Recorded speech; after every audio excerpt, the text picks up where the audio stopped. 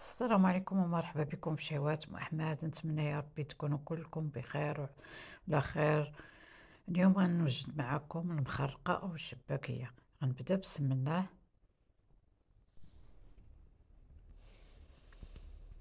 كناخد عجانة وكنوضع فيها نص كيلو ديال الفرص.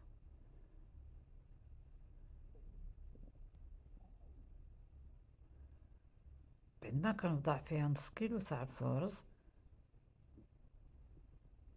كنضيف نص كاس ديال الجنجلان مطحون، كنضيف نص كاس ديال اللوز مطحون، كنضيف نص كاس تاع الزبده، وكنضيف نص كاس ديال الزيت ما بين زيت العود والزيت العادي. كنضيف معلقه كبيره ديال النافع، وكنضيف معلقه كبيره ديال حبه حلاوه ومعلقه ديال القرفه، وكنضيف شويه ديال المسكه، وعندي الماء زهر اللي وضعت فيه الزعفران. درت 2 معالق صغار ديال الخل. غندير في معلقه صغيره ديال الخميره ديال الحلوى، وكنضيف بيضه. كنخلي هذاك الدقيق مع ديك الزبده ومع ديك الزيت تيشرب هذاك الدقيق داك الزيت والزبده، وتخلط هذيك الإقامة مع الدقيق. وكنضيف هذاك الكاس اللي دايره فيه الزعفران والمزهر.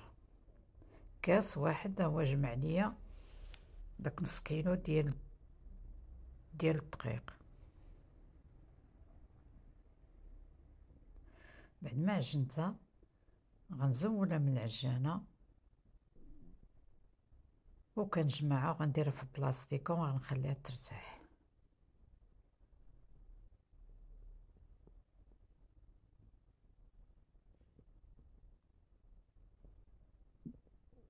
بعد ما ارتاحت كنزولها من البلاستيكه. بعد ما زولتها من البلاستيكه كنعملها على شكل حربول طويل، وكنقطعها طريفات صغار. كناخد بلاستيكه وكنوضع فيها ديك العجينه بعد ترتاح. بعد ما ارتاحت كنعاود نسرحها وكنطويها، وكنعاود نخليها ترتاح. بعد ما كنطويها كنعاود نخليها ترتاح، وكنبقى غادا على هذا الشكل حتى نكمل كاع هذيك العجينه اللي عندي.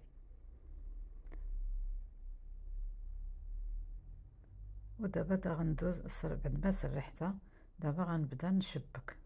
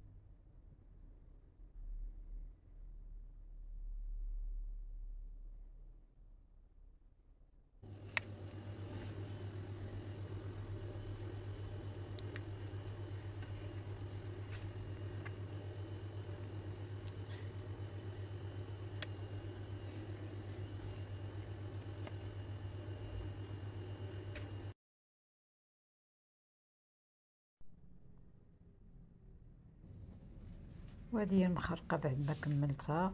راه عاود ضوبلت المقادير، عاود زدت نصف كيلو اخر ديال الفرص مع القامه اللي عملت في الاول وخرجت منها بشنيخه وزدت منها المخرقه. المقادير اللي درت في المخرقه درتهم في بشنيخه لان عاود ضوبلت المقادير، خرجت منهم بشنيخه وزدت منهم المخرقه.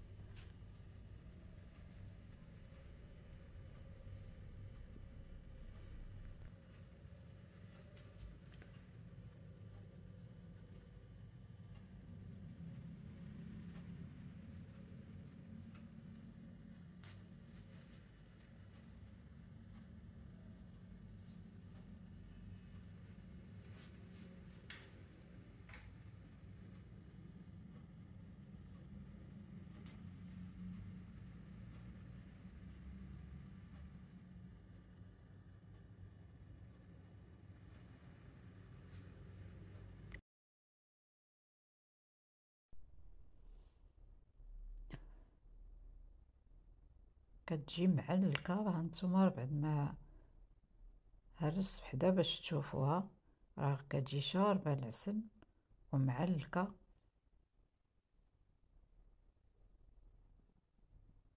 وبالصحه والراحه.